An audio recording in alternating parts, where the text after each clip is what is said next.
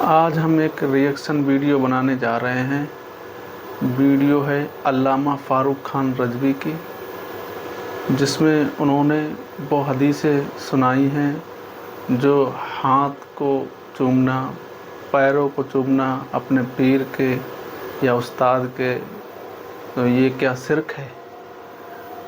تو آج اس ویڈیو کو سنیے، کیونکہ وہابی دیوبندی ہیں، یہ کہتے ہیں کہ یہ شرک ہے۔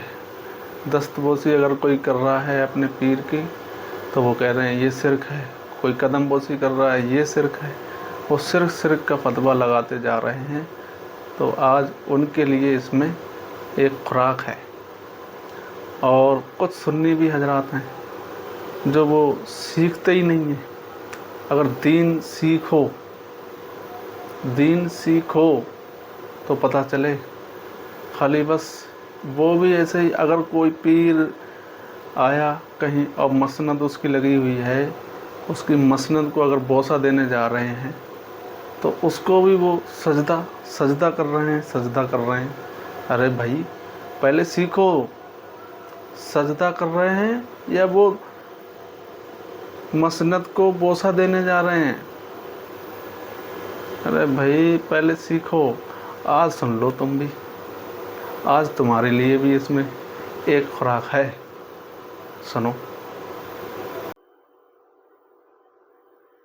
یہ مسئلہ اس سے ثابت ہوتا ہے کہ اگر کوئی نعوذ باللہ قبر کو سجدہ کرے، ہم ناجائز کہتے ہیں، حرام کہتے ہیں، لیکن اس کو نیت کے بنیاد پر، کہ نیت اس کی تعظیم کی ہے، اس کو شرک نہیں کہتے۔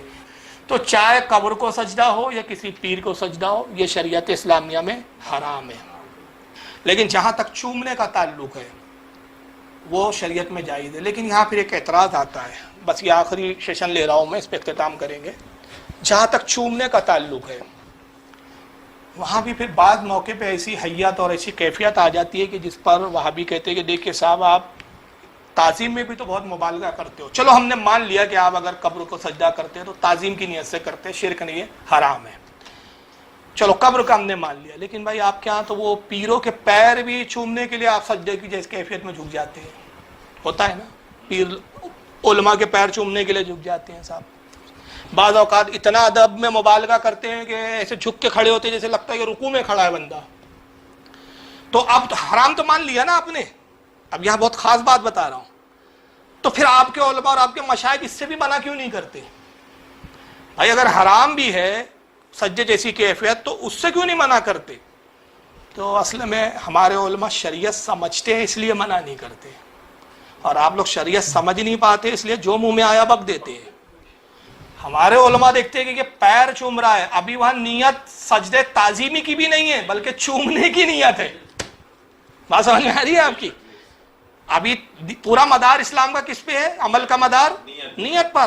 تو اب جو چومنے کے لیے آپ سجدے جیسی کیفیت میں گئے تو بظاہر آپ دکھ رہا کیا ہے کہ سجدہ کر رہے ہیں، لیکن ابھی وہاں سجدے تعظیمی کی بھی نیت نہیں ہے، چومنے کی نیت ہے۔ تو چومنا جائز ہے، اس لیے وہاں اس پر بھی حکم نہیں لگے گا، پورا دار و مدار نیت پر ہے۔ قبر کے بھی سجدے کو ہم نے حرام کیوں کہا؟ کہ اس نے سجدہ کہا مگر تعظیم کا سجدہ کہا، تو ہم نے فتویٰ لگایا اس پہ کہ حرام ہے۔ لیکن یہاں جب قدموں میں اس طرح کی وہ کیفیت میں گیا بندہ تو ہم یہاں اس کو منع نہیں کر رہے ہیں، علماء منع نہیں کر رہے، مشائخ منع نہیں کر رہے، پیر چومنے کے لیے سجدے جیسی کیفیت میں دکھ رہا ہے، کیوں نہیں منع کر رہے؟ کہ یہاں اس کی اب نیت سجدے کی بھی نہیں ہے، چومنے کی ہے، تو مدار اس کی نیت چومنا ہے، اور یہ صحابہ کرام کی سنت ہے۔ اب یہ اصل موضوع ہے، اگر اب یہاں پھر تم نیت کو خارج کرو تو یہ صحابہ پہ فتویٰ لگیں گا اور رسول پہ فتویٰ لگیں گا۔ اور اب میں اسی کتاب سے حدیث پیش کر رہا ہوں، یہ اور بھی ایڈیشن ہے لیکن اتنے ایڈیشن میں ٹیبل پہ نہیں رکھ پا رہا ہوں۔ یہ ادب المفرد امام بخاری کی، یہ سعودیہ کے جو ہے کتب خانے سے چھپا ہوا ہے، ذرا دیکھ لیجیے کتنے ہیں یہ بھی ادب المفرد ہے امام بخاری کی۔ یہ بمبئی کا چھپا ہوا عربی نسخہ ہے، یہ ابنائے صورتی ان لوگوں نے چھاپا ہے، یہ وہابیوں نے چھاپا ہے، دارالعلم والوں نے، الوانی کی تخریج کے ساتھ۔ اور اس میں کیا کیا ہے بدماش نے معلوم ہے؟ آپ تعجب کرو گے، ضعیف کے نام پر 83 باب اس میں سے نکال دیے اصل کتاب میں سے۔ اس پہ انشاءاللہ کبھی بات ہوں گا، یہ بھی البانی صاحب کا بمبئی سے چھپا ہوا ہے۔ یہ بیروت لیبنان سے چھپا ہوا الادب المفرد امام بخاری کی کتاب ہے. دیکھیں کتنے سارے نسخے. تو اس نسخے میں وہ حدیثیں نکال دیا, اس نسخے کے علاوہ باقی سارے نسخوں میں یہ حدیثیں موجود ہیں. مکاری دیکھو وہابیوں کی, جو ان کے عقیدے کے خلاف ہو اس کو, اور اہل حدیث ہے یہ. نام کیا ہے اس پر تو انشاءاللہ کبھی بعد میں سیشن ہوگا کہ حدیثوں میں کتنی چوریاں کی ہے انہوں نے. یہ بیروت کا چھپا ہے, اس میں وہ حدیث موجود ہے جو میں بھی پڑھوں گا. یہ بمبئی سے چھپا ادب المفرد کا نسخہ ہے ابنائے صورتی والوں کا, سب عربی نسخے ہے, اس میں حدیث موجود ہے. خود سعودیہ والوں نے چھاپا ہے, اس میں پرانا ایڈیشن, اس میں حدیث ہے وہ موجود ہے. یہ ادب دنیا دلی کا چھپا ہوا ہے ادب المفرد, اس میں بھی حدیث موجود ہے. دیوبندیوں نے شرح کے ساتھ چھاپا ہے, یہ اتنی موٹی اس لیے ہو گئی کہ اس کی شرح ہے. ادب المفرد یہ دیوبند سے چھپا ہے, مکتبۃ العلم دہلی دیوبند کا ہے, اس میں بھی وہ حدیث موجود ہے. اور آئیے خود یہ سعودیہ کا ایک ایڈیشن ہے. کہاں چلا گیا بھائی؟ درود شریف پڑھیں آپ. یہ صلی اللہ علیہ وسلم, یہ دارالسلام اہل حدیث کا سعودیہ کا چھپا ہے, اس میں بھی حدیث موجود ہے, مگر صرف البانی صاحب کے ایڈیشن سے وہ حدیث غائب کر دی گئی. اتنے سارے اور بھی ایڈیشن ہیں, کچھ اور رکھے ہوئے ایک دو.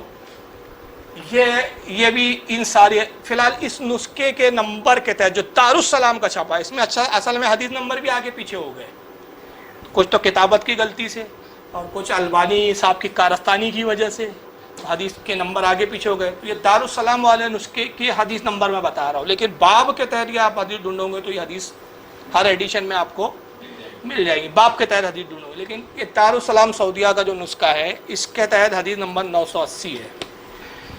امام بخاری ادب المفرد میں اپنی کتاب میں باب قائم کرتے ہیں, باب کا نام ہے تقبیل الرجل, حدیث نمبر 980. حضرت ابن عامر رضی اللہ تعالیٰ عنہ کہتے ہیں قدمنا, کہ ہم مدینے میں آئے, حضور کی بارگاہ میں حاضر ہوئے. یہ قبیلے کے لوگ تھے. کہتے فقیلہ ذاک رسول اللہ صلی اللہ علیہ وسلم, جب ہم حضور کی خدمت میں گئے تو ہمیں تعارف کرایا گیا اور بتایا گیا کہ یہ رسول اللہ صلی اللہ تعالی علیہ وسلم ہے.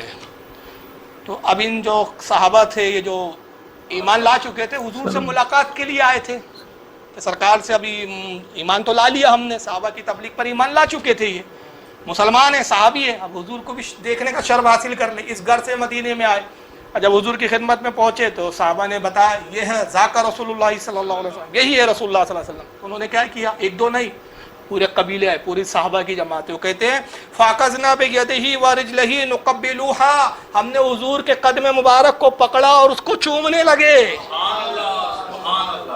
حضور کے ہاتھوں کو بوسے دینے لگے, حضور کے قدموں کو بوسہ دینے لگے. تو بتائیے یہ شرک نہیں ہو رہا تھا کیا؟ پھر کیا معاذ اللہ رسول اللہ گوارہ کر رہے ہیں, اور امام بخاری جیسا محدث لکھ رہا ہے اس کو,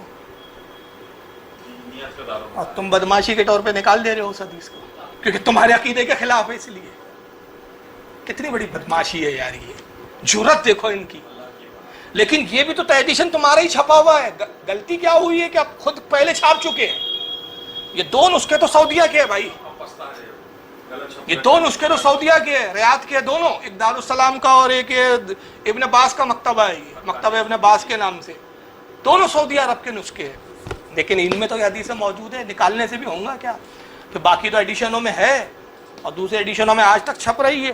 تو وہ کیا کہتے ہیں کہ جیسے ہم نے رسول اللہ کو دیکھا فاخذنا, ہم نے بے یدہی حضور کے دست مبارک کو پکڑا, دست مبارک کو لیا اور اس کو کیا کیا, ورجلہی, حضور کے قدم مبارک کو بھی ہم نے تھاما, ونقبلوہا, ہم نے اس کو بوسہ دینے لگے, پیروں کو پکڑ کے چومنے لگے.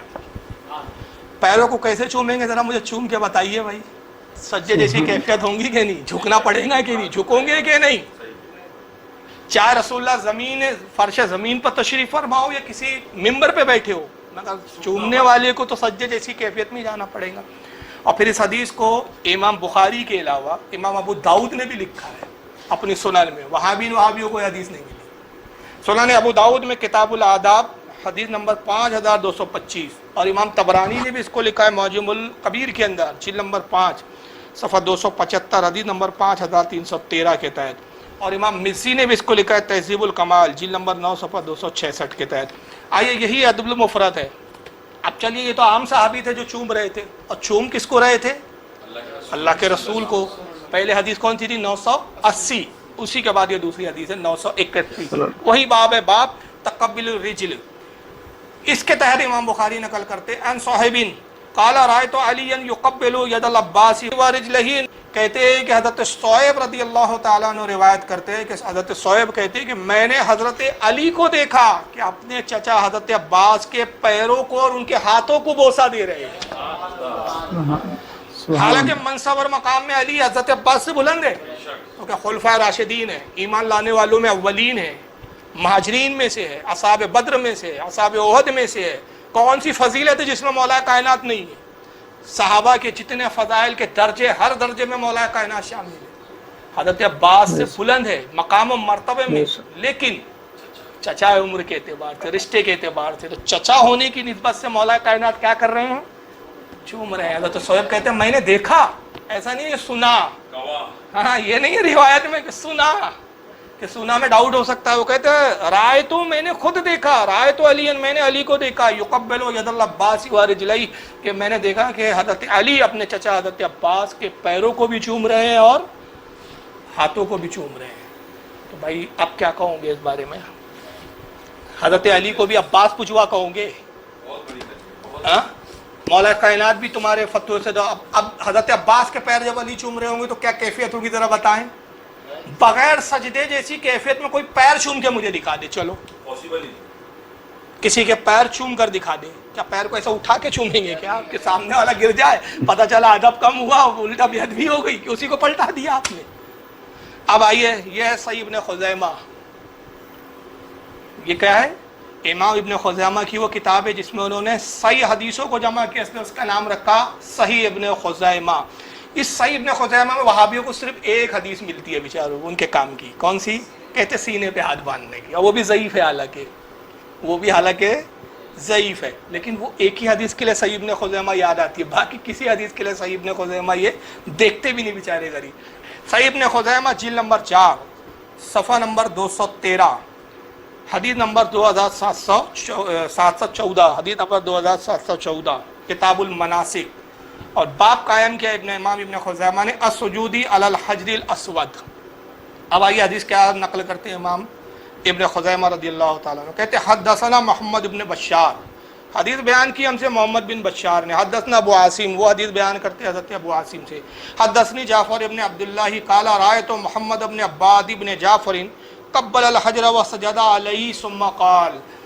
حضرت جعفر بن عبداللہ کہتے ہیں، جعفر بن عبداللہ کہتے ہیں کہ میں نے محمد بن عباد بن جعفر کو دیکھا کہ وہ حجر اسود کو بوسہ دے رہے تھے اور حجر اسود پر سجدہ کر رہے تھے.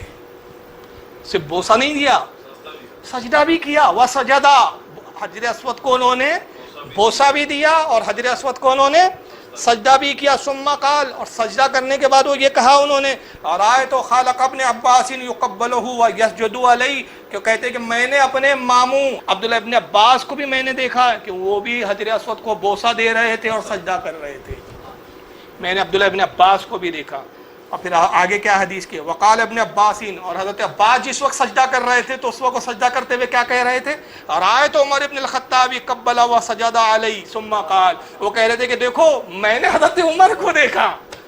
ہر سجدہ کرنے والا اپنے سے پہلے دیکھنے والے کو بتا رہا ہے.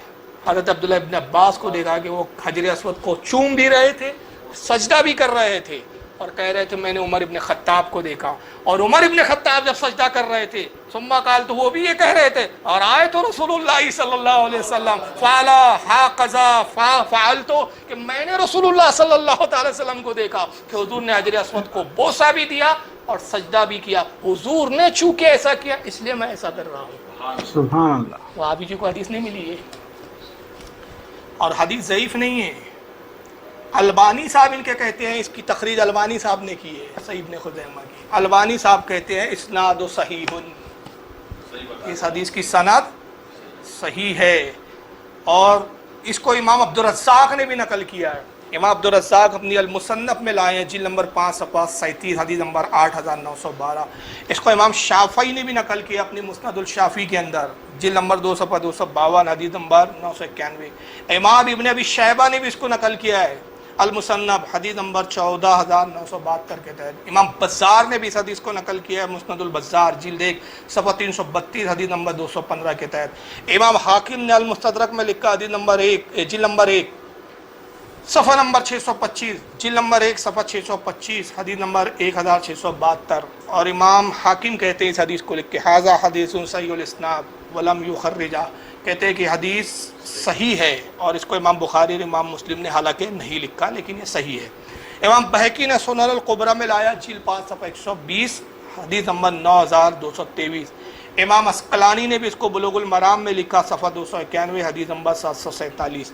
ایک اور پیاری حدیث آپ سن لیں مسند احمد سے، یہ ہے مسند احمد امام احمد ابن حنبل کی، باب حدیث ابی ایوب الانصاری، حضرت ابو ایوب انصاری کے باب میں اس حدیث کو انہوں نے لایا، حدیث نمبر 23585۔ امام احمد ابن حنبل رضی اللہ تعالیٰ نقل کرتے کہتے ان داؤد ابن ابی صالح قال، حضرت داؤد بن صالح سے روایت ہے، وہ کہتے اقبل مروان یومن فوجد رجولا وادیا وجہو علی القبر، کہتے کہ ایک مرتبہ مروان جو ہے وہ حضور صلی اللہ علیہ وسلم کے روضے کے قریب سے گزرا، دیکھا کہ حضور کی قبر پر ایک شخص اپنے چہرے کو رکھے ہوئے ہے۔ اب حضور کی قبر پر یا کسی قبر پر آپ چہرہ رکھو گے تو آپ کی کیفیت کیا ہوگی ذرا بتاؤ؟ سجدے جیسی، سجدے کی۔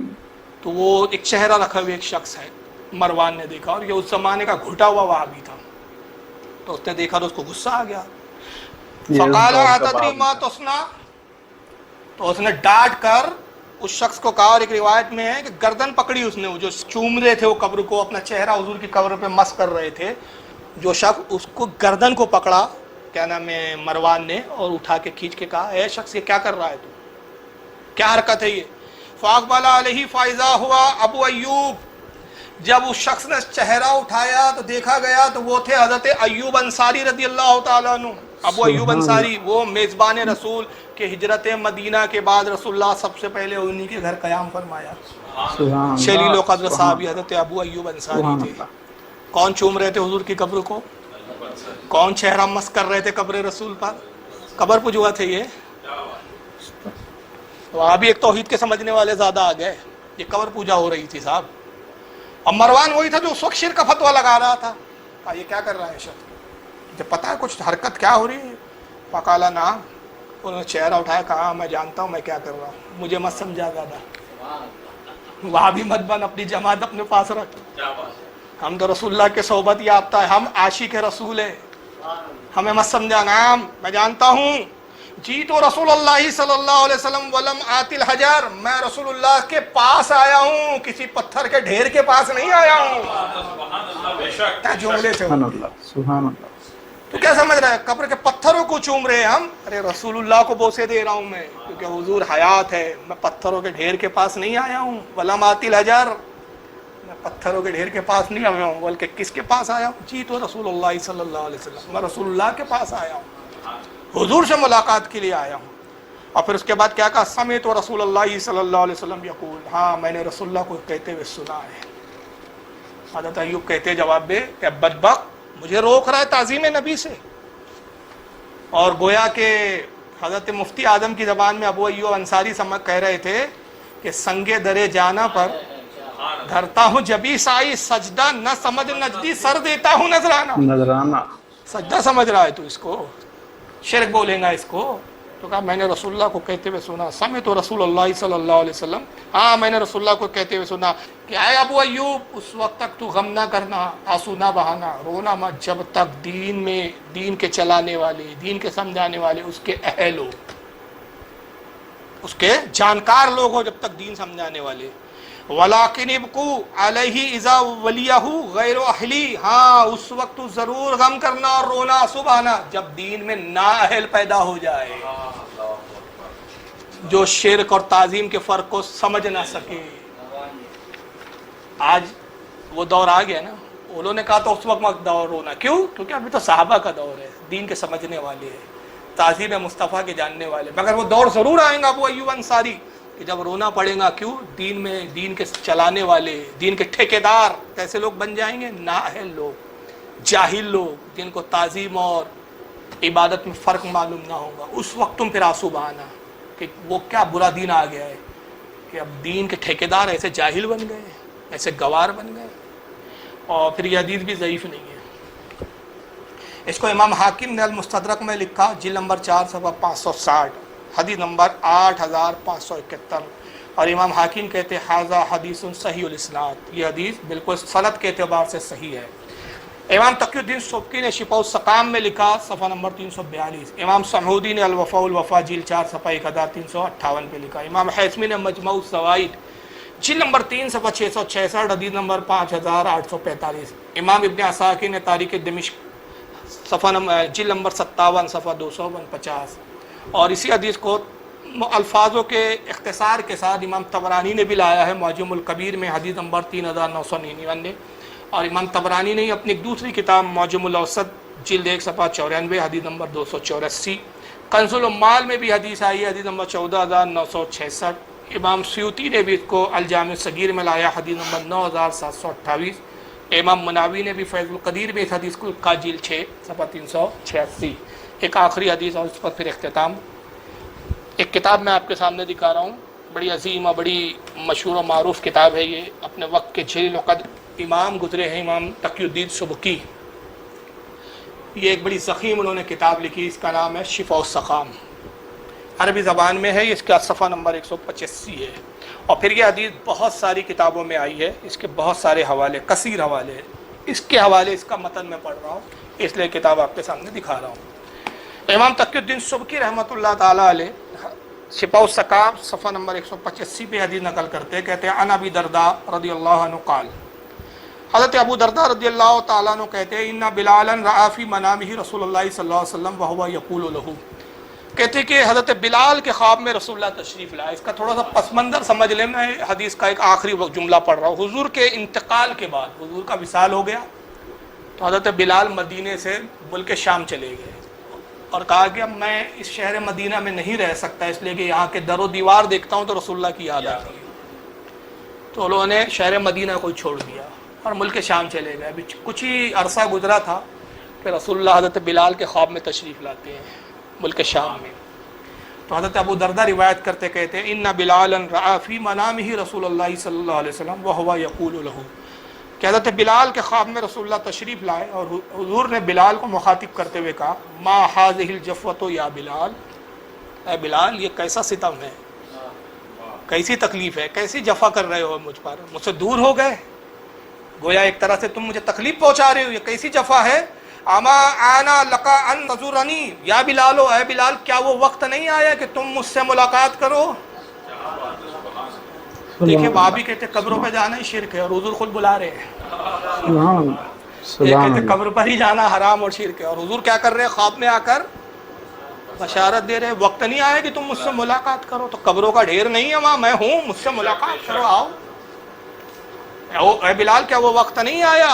अमा आना लका अन तज़ुरनी या बिलाल, ऐ बिलाल क्या वो वक्त नहीं आया कि तुम मुझसे मुलाकात करो। जैसे ये ख्वाब देखा जाते बिलाल ने तो हदीस के अल्फाज है कि फ़न तबहा हसीना व जीलन खाइफा, हज़रत बिलाल रज़ियल्लाहु ताला अन्हु गमगीन सूरत में, गमगीन हालत में, बड़े गम और दुख के साथ बेदार हुए, घबराए हुए बेदार हुए।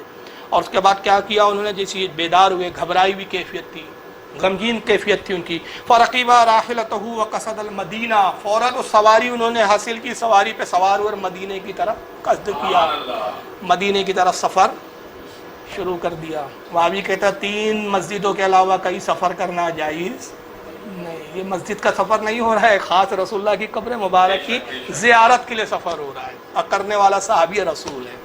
हज़रत बिलाल मदीने की तरफ रवाना हो गए। फ़ाता कब्र नबी सल्लल्लाहु अलैहि वसल्लम फ़जअला यबकी इंदहु, और जब हुज़ूर की कब्र पर आए तो खूब बिलक बिलक के रोने लगे। हज़रत बिलाल हुज़ूर की कब्र से लिपट गए और रोने लगे। और फिर अब यह आखिरी जुमले सुनिए, वयू मर्रगु वजहु अलई, और अपने चेहरे को रसूलुल्लाह की कब्र पर मलते जाते थे, रोते जाते थे, कब्र रसूल पे चेहरा मलते जाते थे, रोते जाते थे।